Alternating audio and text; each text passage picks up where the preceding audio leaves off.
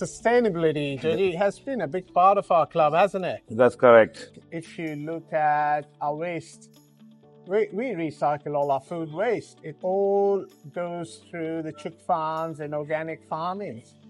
We recycle all our cardboard, plastics, everything what we do has a purpose and is reutilized.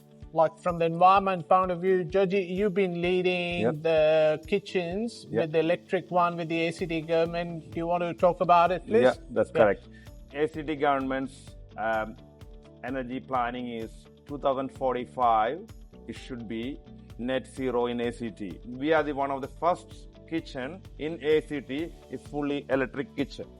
And you can see this one is fully electric. There is no gas in this kitchen. So we are always the leader in community for ACT government's programs, always. So for us, it's just more than a paper statement or thing.